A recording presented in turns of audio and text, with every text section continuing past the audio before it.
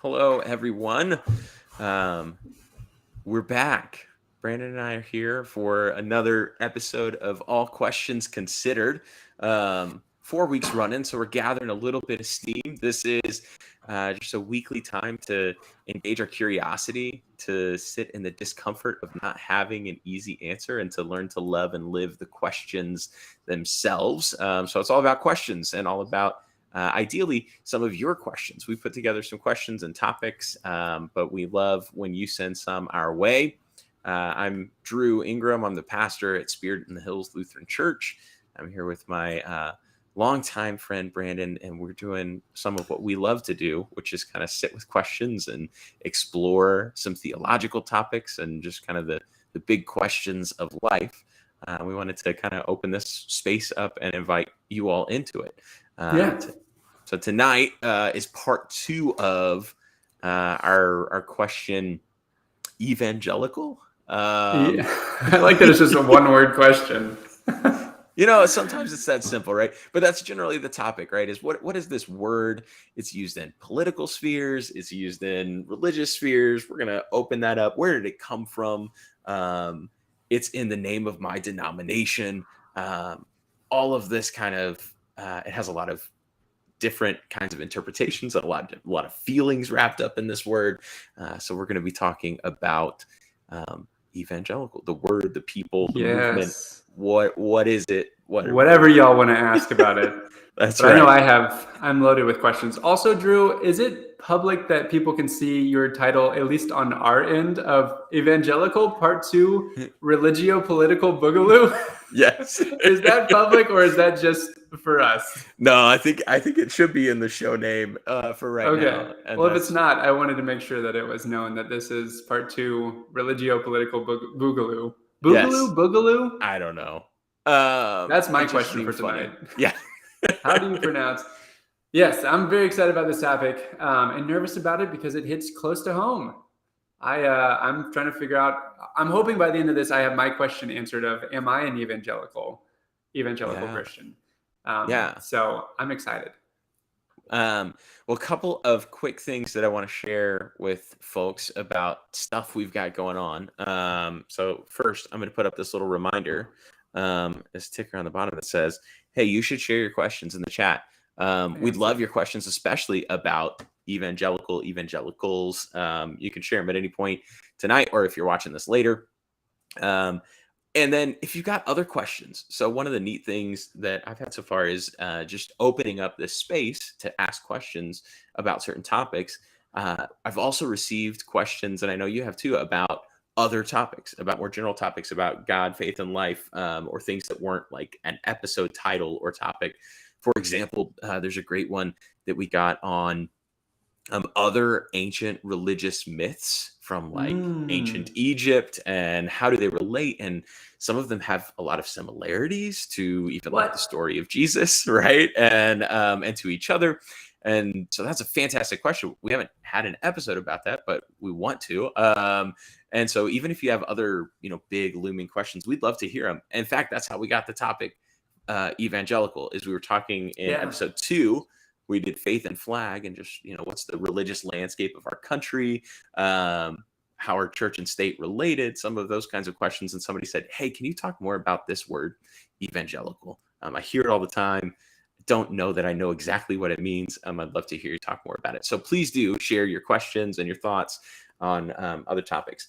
And then one of the things that you and I have talked about a lot, sort of offline, is faith and parenting. And what is it like? What's the parent's role in sharing faith, teaching faith?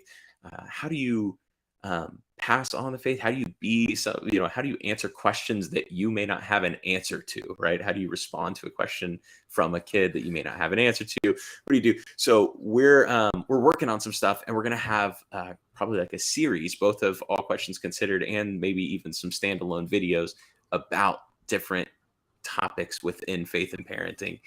And with that, as we get started on that, we've got some things in the works for an in-person event. If you're out here in the kind of West Austin area and you want to talk about faith and parenting, we're going to have an opportunity in early August. We're still nailing down details, but that first week of August before school starts, because we know that gets crazy as parents. But we want to talk about what it's like, and maybe even what it's like to be a parent and want to say something about introducing faith or God to your kid, but not having all the answers. And that's kind of what the show's about. And we want to extend that invitation. How do you talk about something we don't have all the answers? Yeah, this is good practice for me as a new parent because my kid can't talk yet. But you're modeling for me how when my kid starts having questions about faith, I'm going to be like, let's just consider it, buddy. Like, I don't know what I think. That, I mean, people will, if they've listened to any of these shows, will not be surprised when I say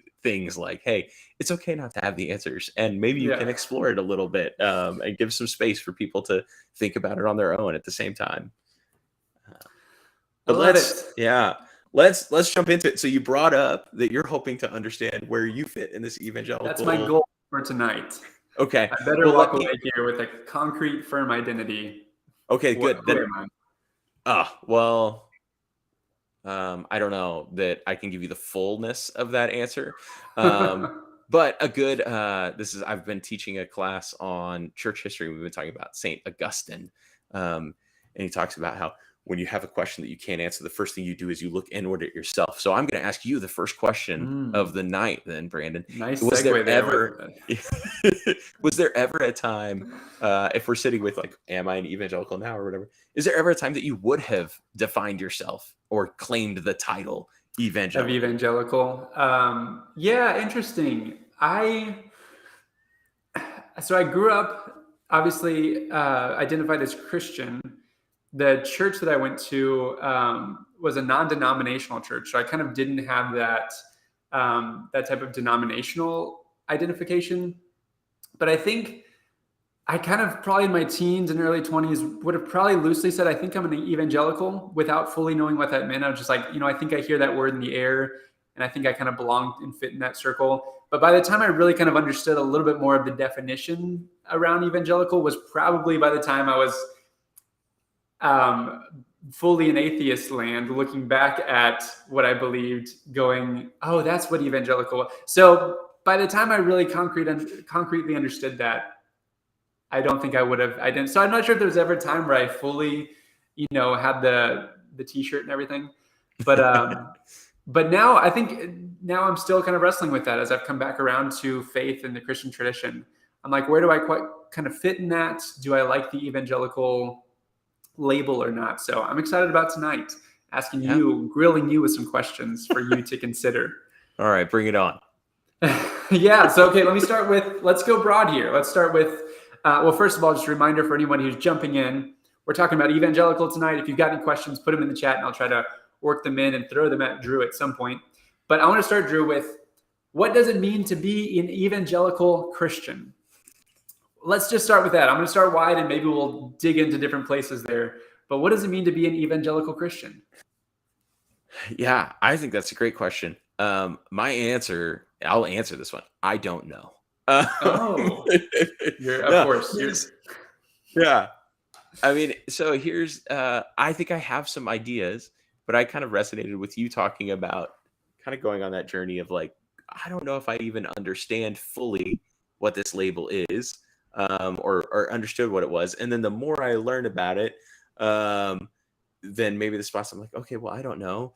But I also know that sometimes it pops up in different spheres with different definitions in different places. And so kind of one of my thoughts on what it seems to me to mean when somebody says they are an evangelical Christian, an adherence to a certain type of belief, of Christian beliefs.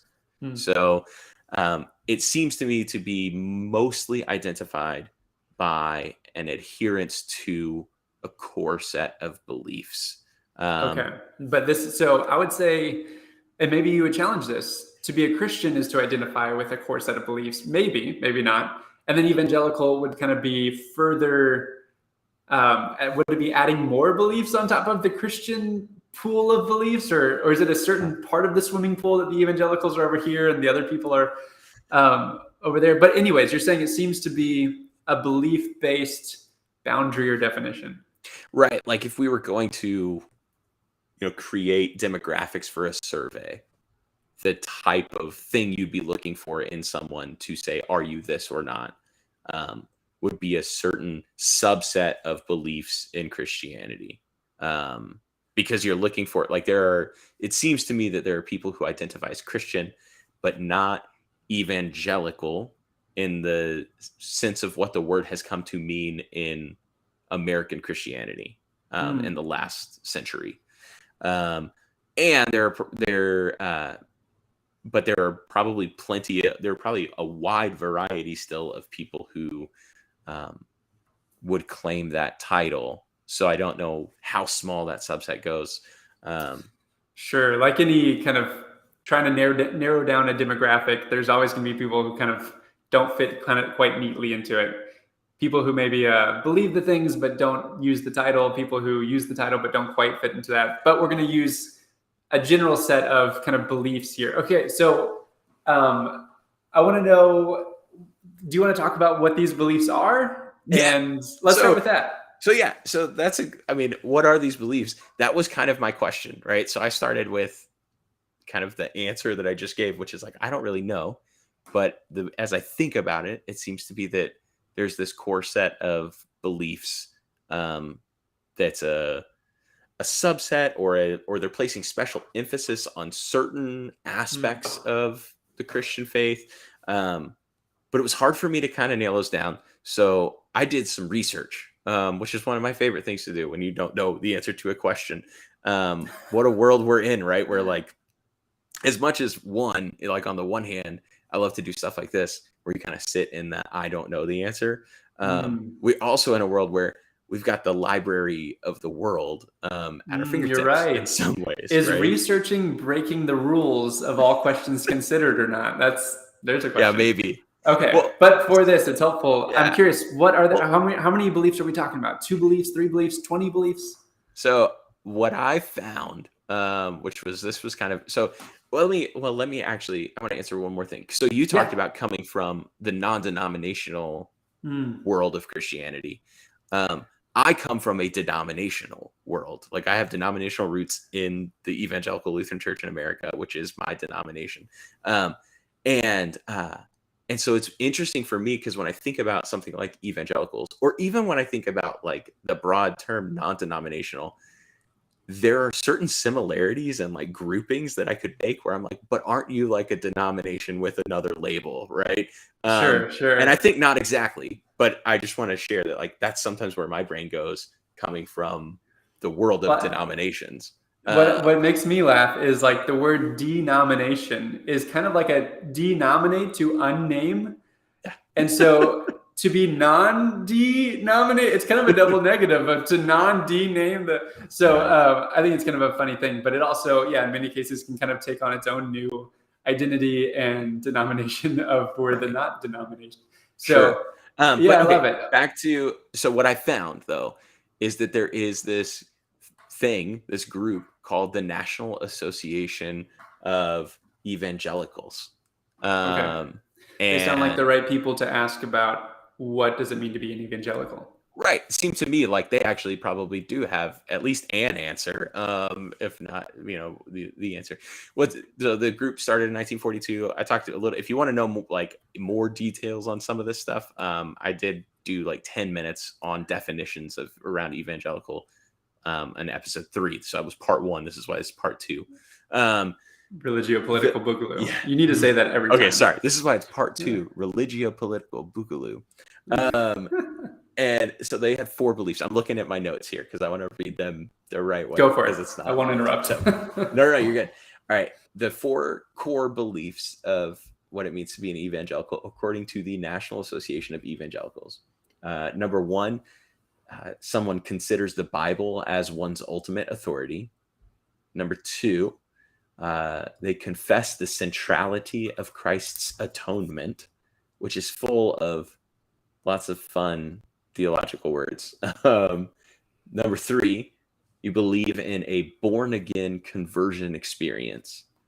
And number 4, you actively work to spread the good news and to reform society accordingly.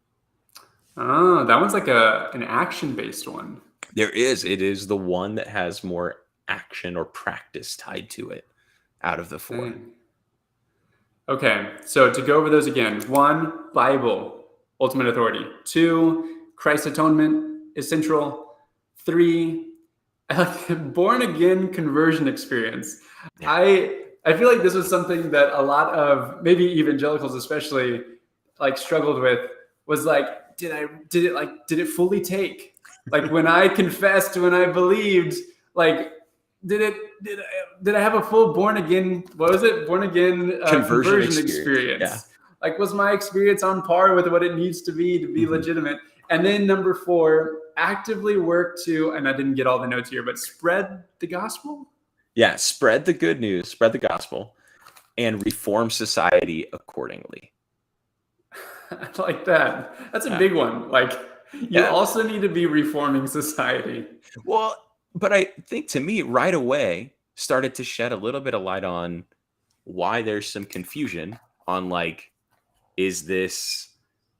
where does this term lie? Is it just talking about beliefs or is it not? Why is there some sort of kind of political connection, right? Why did I use a word like religiopolitical? What is that relationship there? Well, there's something inherent in this about changing society according to whatever, the understanding of the words good news is.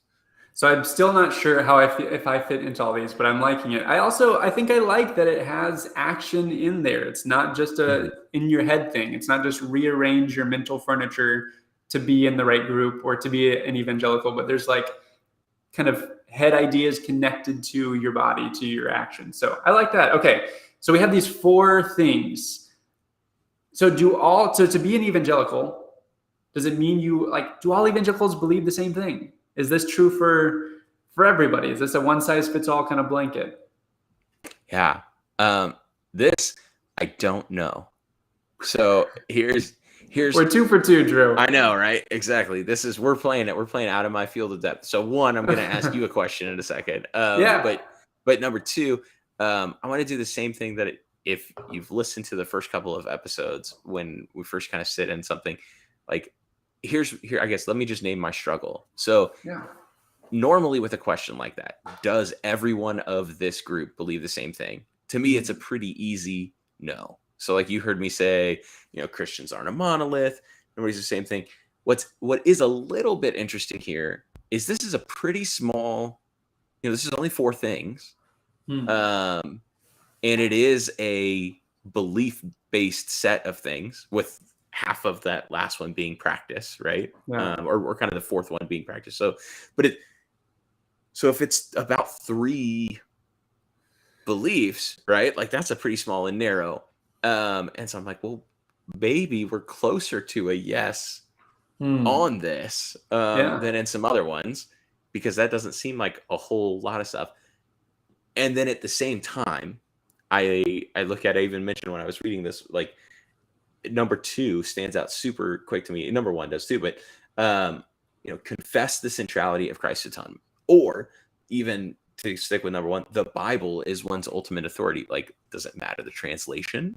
Does it, are we talking about like the ancient manuscripts? Are we talking about, does it matter? Is the Apocrypha counted or not? Like, this is how denominations start. Is like, exactly. Drew, it's got to be the NIV 1994 version, and you say no, 96 is clearly better. Right. And this is how denominations start. Yeah, and so I mean, that's where I sit in the tension of this question, because it's like, well, it seems like there wants to be an effort to say, yes, there is a consensus of beliefs around these, 4 tenets or these 3 things. But at the same time, I look at each of those things and wonder, I talked about which Bible. I could say, what do you mean by authority? Ultimate authority. Right. Yeah. Ultimate authority. What Yeah. centrality of Christ's atonement? There's a lot of ways to look at Christ's atonement. Right. So, Yeah. so, that's where so I still think that the answer probably sits in this, no, because nobody, no group of people necessarily believes exactly the same things. But my hesitation is around this, wondering of, that there seems to be a desire to unite people with this same belief, believing the same thing seems to be part of this. That's where I start getting a little bit of hives. So when it becomes belief-based groups, I get a little nervous. So I'm going to keep an open mind as we go through this. I'm playing around with it as we go through, because like you said, based on the definitions, maybe I could fit into the group, maybe not. Well, yeah. And so maybe let me ask you this. If there was a time when you're baby, you would have been maybe not wearing a t-shirt that said I'm an evangelical, but maybe way too nervous somewhere in school. I'm going to get beat up. Yeah. Right. But do you think that your answer to this question, do all evangelicals believe the same thing? Do you think there was that your answer to that question might have shifted, or would you have always been yes or no, or would you have always been somewhere in the middle? I think no. So for sure, hearing these kind of clear 4 things, I would have definitely been an evangelical. Bible ultimate authority, heck yeah. Centrality of Christ's atonement. What does centrality mean? But obviously, but it was huge for me. It was the center of the whole spoken hub and wheel and thing. So I think that was centrality for me. Born again conversion experience, I would have been it's important, and I hope mine was legit. Okay. Yeah. So important that I question whether I really had one or not. Exactly. The more important you make it, the more nervous you get. So there's kind of an inverse correlation there. Actively work to spread the good news in reformed society. Yes, absolutely. I felt this pressure, almost when I'm not doing it, I should be doing it. So yeah, I definitely would have been an evangelical. And now we'll see. I've got 10 more minutes to figure it out. Yeah. Okay. Which, I love by it. the way, I'll plug now. If people have questions, share your questions about evangelical, which is great. We'll ask them tonight, or about whatever. And we'll see if we can ask them at another time. If you, like Brandon, are wondering, does this mean me? Does it not? I don't know. Did the definition help me understand if it's me or not? It muddied the waters a little bit, made other things clearer. Okay, but so I love you asking me. I'm going to turn around and ask you, because I believe, Drew, you belong to, I think is it your denominational name? ELCA is Evangelical Lutheran Church of America, in America. Yeah, in America, but yeah, the preposition. America, okay. We love our prepositions, but I wouldn't be a stickler for it in most. But yes, it starts with the word evangelical. So are you an evangelical? You didn't even know what the word meant. Yeah, right. If I am, man, I'm a poor excuse for it. Well, so here's the interesting thing, and again, if people have been in conversations like this with me, or you've listened to a couple of our episodes, this probably isn't a surprising kind of answer of I can read these and wonder if perhaps I can interpret them in a way where I would say, yeah. Here's the interesting piece, right? Let me just pull on kind of my own experience in interacting with Christians who at different points in my life who would identify as evangelical, or would certainly very strongly identify with those 4 parts of that definition. Born again conversion experience is not a major tenet of my denomination or my denomination's interpretation of it. Now, I have to be a little careful in that, in the sense that people would define born again conversion experience in the way that it became to be popularly known in the Billy Graham Crusades era, which is about the time that these tenets are being made and this National Association of Evangelicals is forming. By the way, and maybe a I was, prototypical word of like, I'm a born again Christian, like as a yeah. label. Speaking of whether it was an evangelical, more proof. When we did a wax museum in middle school and we got to choose which historical figure we were, I was Billy Graham. Dude, I remember that project. Oh, do you? I think I was Teddy Roosevelt, who I probably know also, that's your Lutheranness wouldn't let yeah, you, like, you should have been Billy Graham or some, yeah, you yeah. were too relaxed Well, on. but what's funny is I want to say Teddy Roosevelt probably somewhere in this maybe would have identified as in this place. I don't know. But Now we're speculating about yeah, historical yeah, figures. exactly. That's we're getting in too far into the realm of consideration of stuff that I have done no business. Okay, No. back to you, Drew. So Don't get yeah, out of the question. Are you an sure. evangelical? You're part of the So Evangelical Lutheran Church in America. so I would say no, as it is popularly defined in this nation, Uh, which is less about those 4 points. Though again, I feel like depending on how we want to interpret them, I could either say yes, I'm about this, or no, I'm not. Right? Like yes, that's true for me, but also it's not. The Bible is ultimate authority, right? Like I come from the guy who came up with the idea of sola scriptura, which is where like that's probably the theological root of that first core tenet. The yeah. Bible's ultimate authority. What's interesting though is like at the same time, Luther's like, hey, sola scriptura, but also sola fide, sola Christe. Like Yeah, it there were doesn't make any lots of sense, Luther. alones. I know, but like so that's this really interesting piece. Or like Luther would talk about Scripture or the Bible as the cradle that holds the living Christ, like the Christ child. It's Okay. not Christ himself, but it is, or like this threefold understanding of God's Ah, word. So I'd want to say like God's word as one's ultimate authority. I would be much more comfortable with and open to rather than just the Bible, because again, the Bible starts to get a little fuzzy. And I believe that Christ and God are not limited to Scripture, but are oh, found within. gotcha. So God's So word is larger than the Bible, yeah, is and what so you're saying. again, Yeah. I kind of sit with all of these, and I'm like, well, like there's a way, but there's not. Is Christ's atonement at the center? Yes, but how are we understanding and talking about Christ's atonement? What model or theory are we talking about? And then I say compared to sort of some pop culture definitions. So I talked about this last week again in part one of our evangelical, which was just me, but I talked a little bit about there's like a pop culture definition that's like anybody who watches Fox News considers themselves religious and votes Republican. Those are the three That tenets of that's what, evangelicalism. yeah, like you're a Fox News Republican voting religious person, and like, oh, now I'm in, right? Which is really interesting because it's not at all these four things like officially outlined.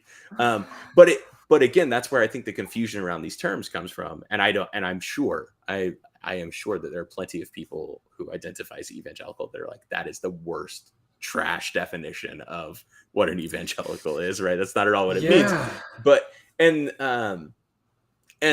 so there's like a lot there. Yeah, I don't know. Well, There are that leads times, me to want to yeah. ask about how did that come to be? Like, how did we arrive at a place where evangelicalism kind of starts to equate to these other political things? And so I'm curious, do you know much Yeah. about the history of evangelicalism? Yeah, a little bit. I know a little bit about the history of evangelicalism. For that, you really, I know it's got a very provocative title, but Jesus and John Wayne is a book that pulls a lot of history. I mean, I think the subheading is something like how white men hijacked America and like ruined a country and tore it apart or something like that. If you can stick with, like, it actually pulls out I've the heard good history of things. the movement. It is a good Yeah. book. It's a good read, especially if you feel like you can be in if it seems like something that's going to hit close to home for you, dear listener. If you can sit with it with take a critical eye to it, but be willing and open enough to listen, like you're listening to me right now. It actually like details the history and some of it. There are a couple of other resources around this move, but basically there were modernists and fundamentalists were the two categories of Christians in the early 20th century. Okay. And evangelicals wanted to be this third path, sort of in between I the like third way modernists. stuff. Sure, yeah. The in between the modernists and the progressives. They were like the Or sorry, the moderates modernists and the fundamentalists. The modernists and the fundamentalists. Okay, so they were the moderate in between the two extremes. They were kind of the moderate place. What's interesting is to see then how that gets shaped. Like even I think on the National Association of Evangelicals, they say we were to be in between those two groups in 1942. Okay. But by the time you're getting to the 60s and 70s, it's moving more and more fundamental, or you're seeing fundamentalists come into and become the popular figures of evangelicalism.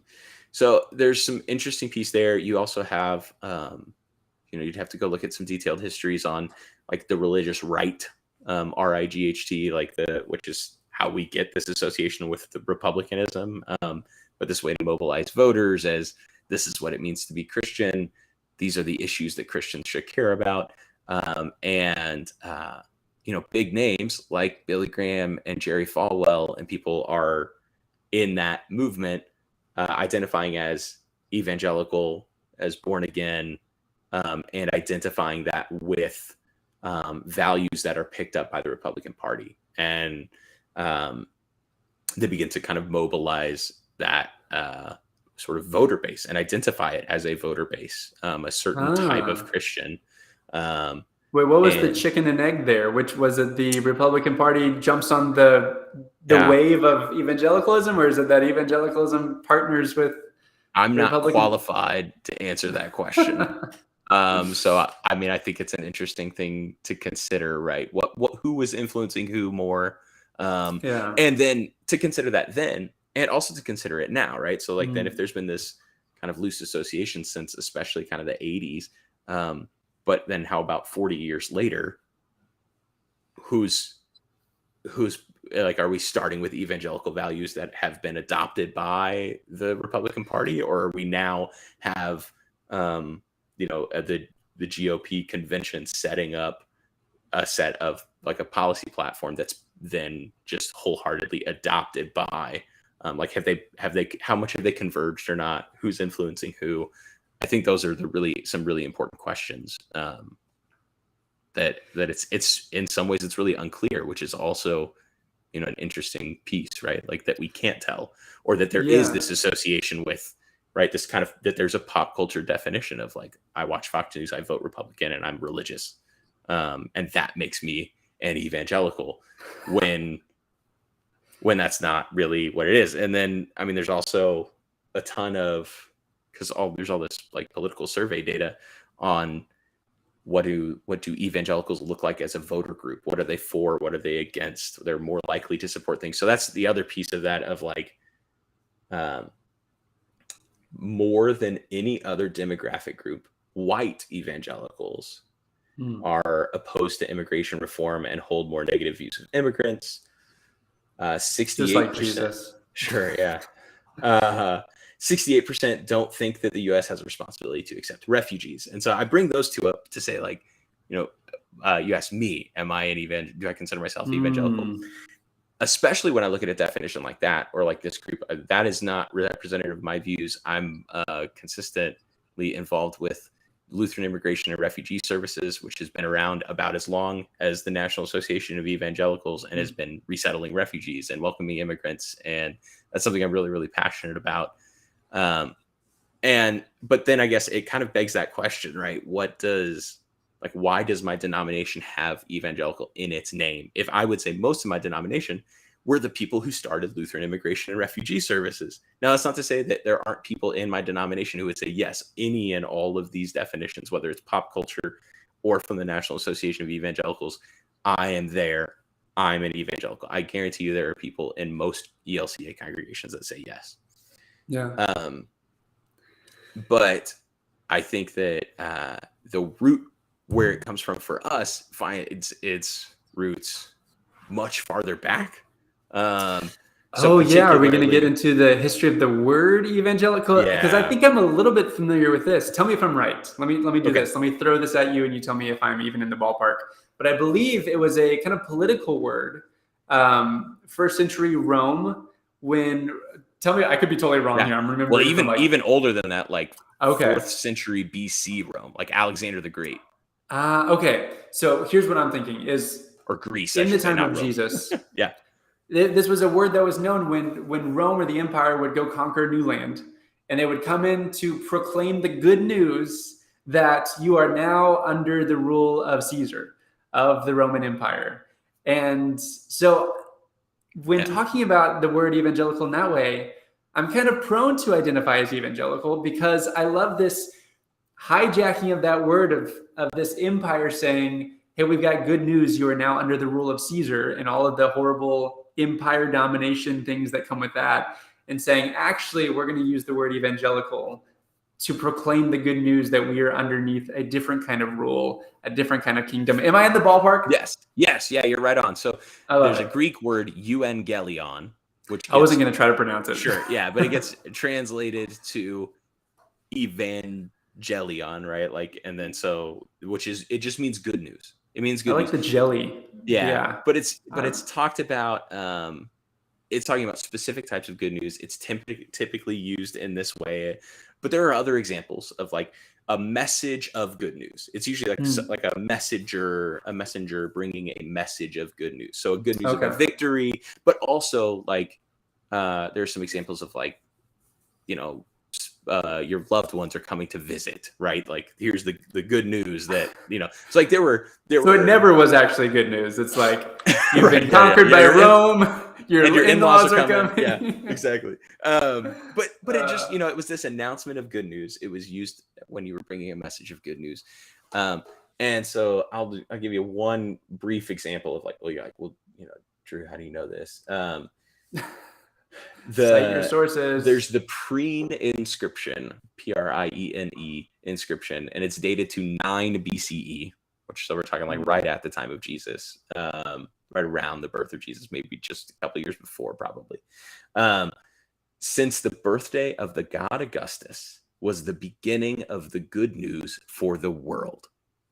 So in the Roman Empire and with Caesar Augustus, it takes on this like big overarching dimension, right? But the birth of the god Augustus was the beginning of the good news for the world, which to people who know the first line of the Gospel of Mark, you're like, oh my goodness, the beginning of the good news of Jesus, the Christ, the Son of God, right?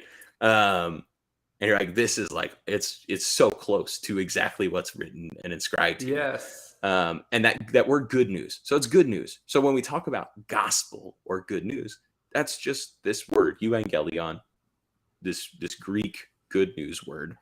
How it ends up in my denomination, you have to skip 1500 years later to the Protestant Reformation and the reformers who follow Martin Luther out of the Catholic Church call themselves the evangelical. So there are Lutheran roots. Like before they're called Lutherans, they're called evangelicals. Gotcha. And the Protestants and reformers.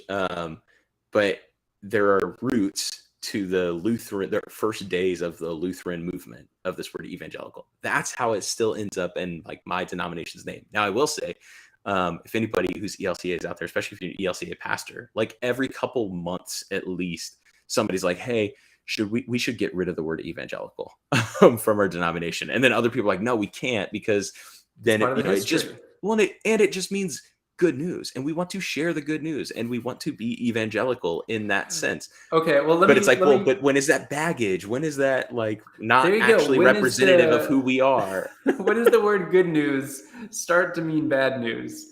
And so I'm curious. I want to throw that at you because there's this. I'm guessing the reason that these people in your denomination are like, can we cut the E in ELCA?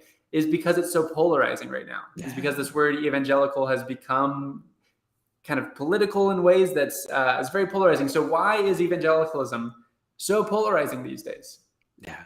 Well, I mean, part of it is that, interestingly, the word evangelical has always been sort of political and maybe even polarizing, right? Which is just this interesting nuance when you know the history. Yeah, that's fun. But I think today it's because it has picked up a definition outside of itself, right? Like it is no longer just defined by itself, and it's not necessarily defined even by sort of the root definition of the word. And because it has become so messy, so like unclear whether when you say, hey, evangelicals think or whatever, if you're talking about politics or if you're talking about religion, because it's become so unclear and it's become so like rooted in pop culture to mean, again, right, like whether that's like Fox News, religious Republicans, or even like beliefs that aren't those four main beliefs are also pretty commonly attached, like a belief in Christian nationalism, belief in traditional gender roles or traditional marriage, or sometimes there's this sort of halfway theological term of like complementarianism, right? Like men and women have certain roles and they ought to have those roles. And a patriarchal authority structure is pretty embedded in, like God as head of hierarchy, so man as head of household in a very hierarchical, patriarchal format. So like even stuff like that has also been attached. That's not, again, to the, like, to be clear, it's not in the official definition from the National Association of Evangelicals, but it seems in our like cultural definition. Yeah, there you go. And I think that part of that is why it's polarizing, even for people who would claim the title and say, I'm definitely in this group. Because which of those definitions are they identifying with? And when somebody kind of bucks the trend, for instance, like if an evangelical Christian author who's like had several books published then says something that falls out of line, not with those four core tenets, but with like another one of these other things, their books might start getting sold or stop getting sold by the publisher. They might lose a publishing contract or something. And when you're talking about stuff like that, it really brings up like, well, what are we actually talking about, right? Like, are we talking about this way of Christian belief or not? And it's that polarizing, like within the category itself, let alone, again, I think as soon as you identify it as a voter block, which our country has done, right? Like our media, our pollsters have done, then, I mean, I read you these statistics. And again, I don't want to say that this is representative even necessarily of people who consider themselves evangelical, but it is one of them 81%. I think I remember 81% of evangelicals, and maybe there's a subset of evangelicals, but of evangelicals voted for Trump in the 2016 election. Yeah, and 81% of white evagelicals. But okay, there you go, white evangelicals. And it stuck out to me. It was like, oh, I don't know if I can claim, like you're saying, there's this belief side of it, of this stated, these are the four things, and then there's this whole other milieu that it's gotten connected to. Right. And we talked about this in the Faith and Flag, but as soon as you start attaching your religion to a political party, we're playing in the land of like idolatry. We're playing in the land of worshiping political figures and parties or platforms and not worshiping God. And I'm not even, it's hard to see where, if there's blame for it to have gotten this far, like where is that? Who shares in the responsibility for this? Again, there's this mix of the religious right and, this equating of republicanism. I think I mentioned even in that Faith and Flag episode, Pastor Greg Locke in Tennessee, said from the pulpit, you cannot vote Democrat and be a Christian. And his church lost its 501c3 tax status as like nonprofit status, as any nonprofit who makes that declarative of a statement about a political party or figure should. Like it's outside of the legal code for what a nonprofit can do, whether you're religious or not. You cannot endorse a candidate, or you cannot be partisan in that way. But like when you see that sort of identification of like, so like you are negating my belief in first century Palestinian Jewish rabbi, because of my, like, because of a vote in an election, in America in the 21st century, right? And like that's just so far removed from the Bible, the centrality of Christ's atonement. Like it's like, how does that even have something to do with? But it does, and I think that's why it's so polarizing. Is like when you have all this launched together, what is the word gonna do except for pretty much all, like I feel like anybody within or without can like point and be like, that's not it, and I don't want any part of that, wherever you are. So you kind of want to remove yourself from it and entrench yourself. And then what happens in things like that is then people sort of entrench themselves. Well, they're out to get us. They don't like you sort of we're get being defensive. persecuted. Yeah. So and I feel this, this kind of relates to some of the other conversations we've had. I feel this about the term Christian. The term Christian to me means something pretty simple, and yet it's kind of also got connections to all these things that I don't think I'm okay with. And I get nervous telling people I'm a Christian because I think it probably means a million things to them. Well, same thing with America, even, being an American, like that we talked about a couple weeks ago. Yeah. Well, even there's an interesting thing in our current religiopolitical landscape, in the midst of our religiopolitical boogaloo in this country right now, that like the predominant version of Christian in this nation, like how much are Christian and evangelical almost inseparable in public discourse, which is interesting because, right, like where's the nuance, where's the denominations, where's the, like, when my denomination gets together, we tend to call ourselves like mainstream or mainline Protestant denominations.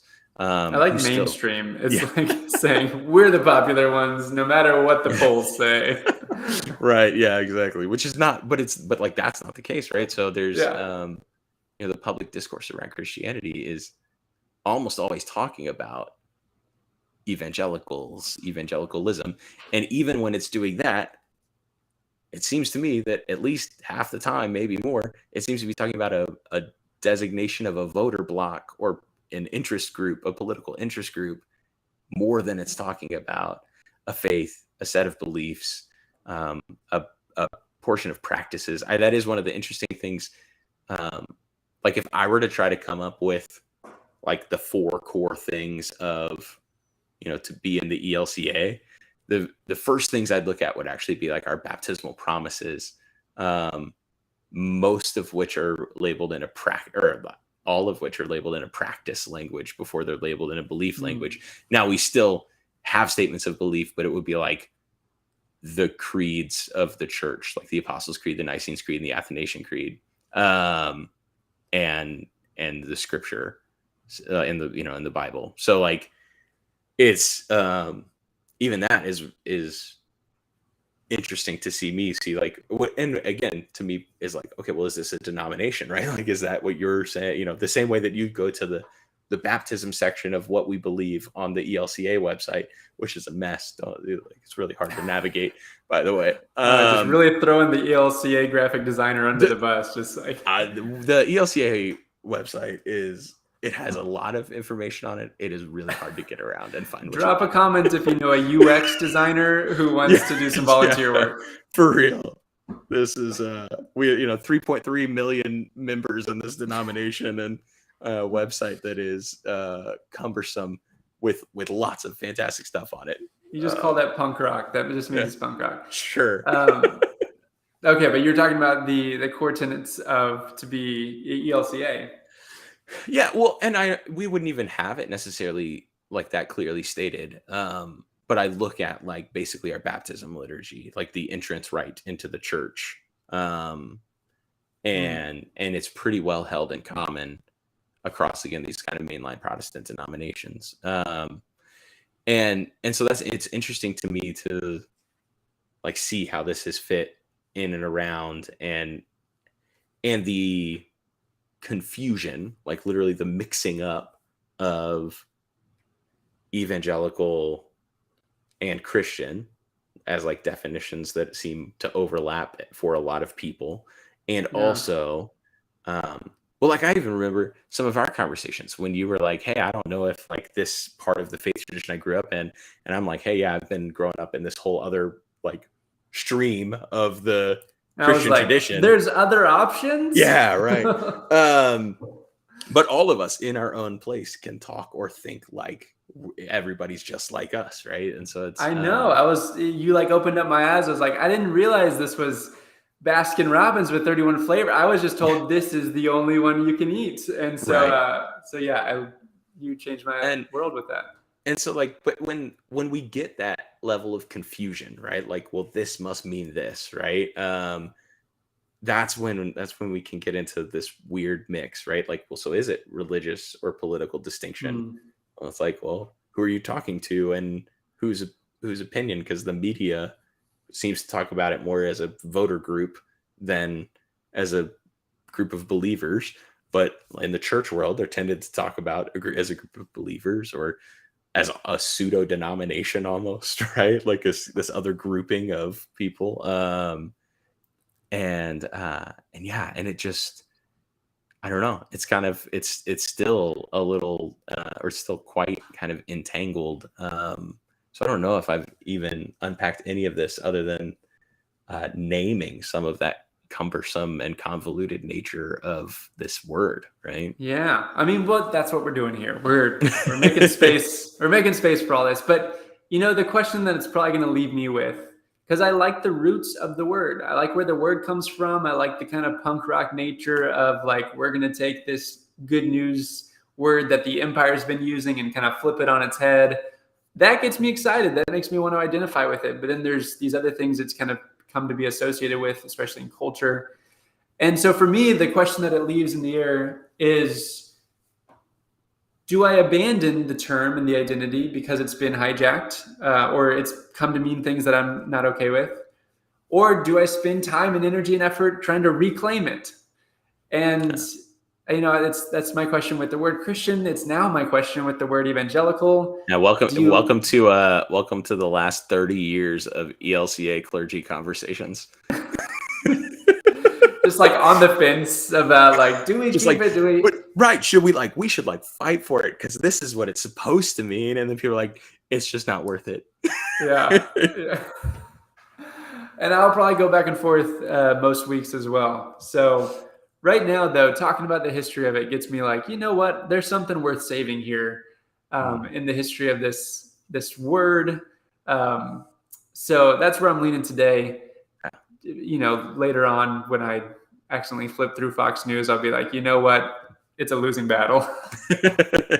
Well, and I think maybe there is where I'm sitting with this of how do we hold on to the word and how do we take a word that was never really meant to be a title but about, I mean, it literally means good news, but about a message of good news.